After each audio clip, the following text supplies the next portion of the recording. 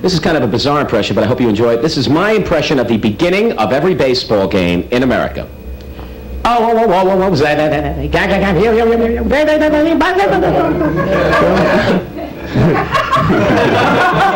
Yeah, kind of cute. I thought so too.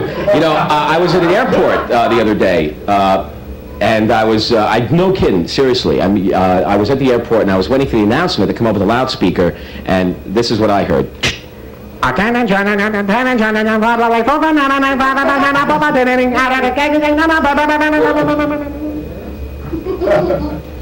What? Had no idea. The guy next to me was in a panic. It must have been his flight. He comes over to me. Excuse me, did you hear what that gentleman just said? You know, I couldn't resist. I had to do it, you know. You would have done it too. And you certainly did. Oh, come on now. Boy, you're like... I really feel us working well together, this studio audience. I really feel like we know each other. You know what I mean? I really feel like this is beautiful, and I'm kind of warmed.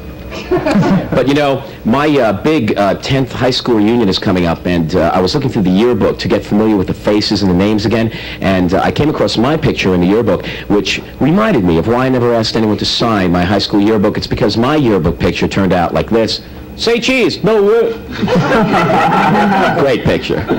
No name underneath, just moron. Idiot, fool, schmuck, idiot, fool, moron. It's fun to look through other people's yearbooks. If you ever did that, you always recognize people. You know what I mean? We all went to the same high school, really. Any yearbook I ever looked at had at least one picture in it that looked like this. Yeah, remember this guy? This is the guy, sure you do. This is the guy who took Calculus 2000 when he was in high school.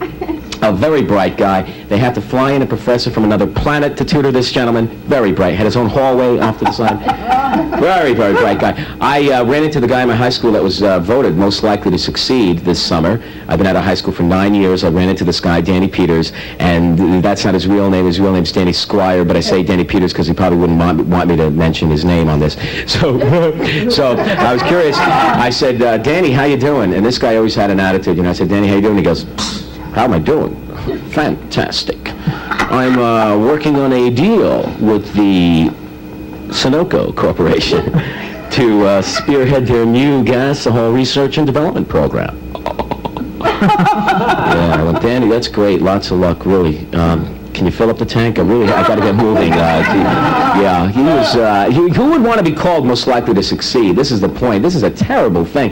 It's a curse. Can you imagine having that kind of pressure on you for the rest of your life? Wherever you go, you've got that voice following you around. Are you succeeding? Are you?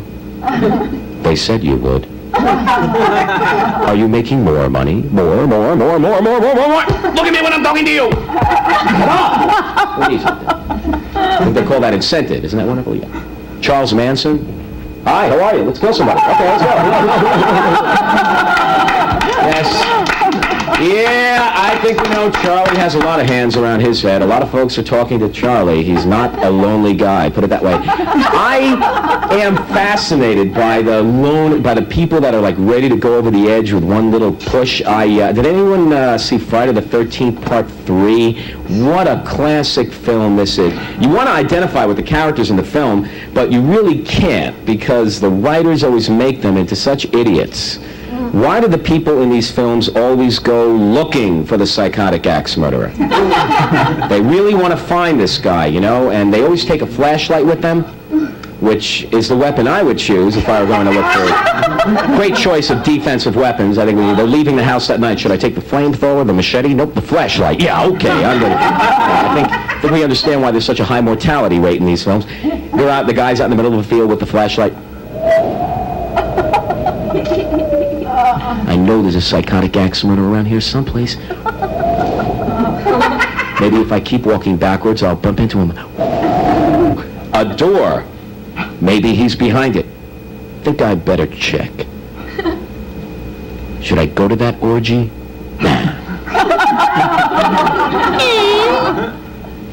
No. Door number 2. Hi. Okay. Yeah. What a surprise, huh? Yeah. Boy, was my face red. Alert Reader's Digest. This isn't God. A writer put me here. I have no business being here, and I die immediately, right? Thank you. Goodbye. You always see this guy in one more scene towards the end of the film. Someone opens up a cupboard. This guy pops out.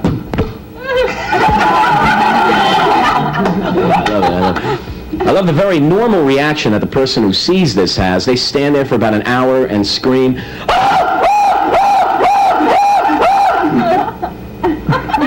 Yeah, you know, I open up a cupboard and I see my best friend swinging there.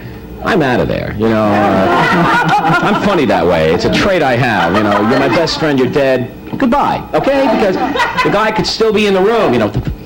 Yeah, oh, okay. Yeah, he's my friend. Yeah, we'll swing together now, I guess. Right? Like, can you hang us up next to each other? You know, come on. It's got a little bit of reality in here. Okay.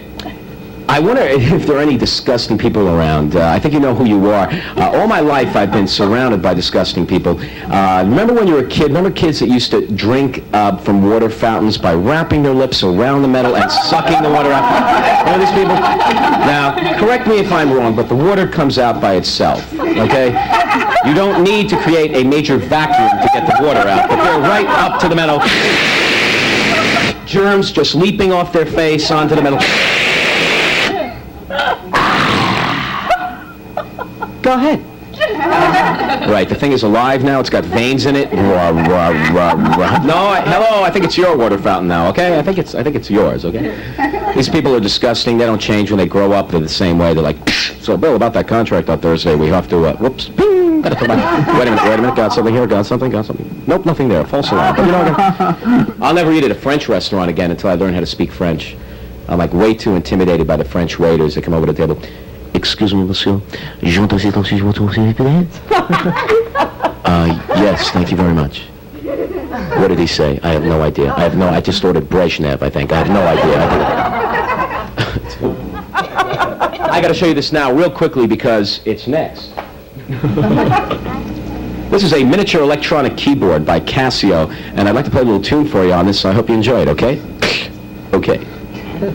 Piano players always do this. One day I'd like to see their hands fly off, hit someone in the head, you know.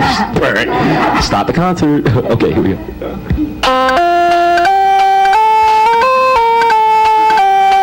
Everybody!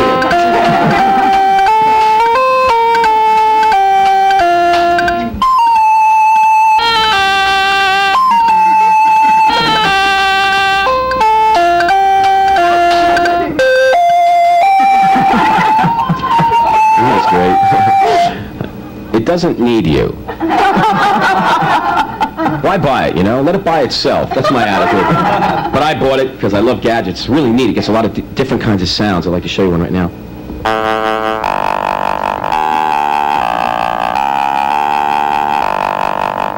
Coming to you soon. A movie so scary it only has low notes. From the people who brought you. Don't go in the house. Don't open the door. Don't answer the phone. And keep your feet off the furniture. Now, don't see this movie. Yes, don't see this movie, the most terrifying film of all time. Don't see it. No one has seen it. We haven't even made it yet. It's that scary. We're afraid to. We don't know what's going to happen if we do. People are going to die. Get the picture? Good.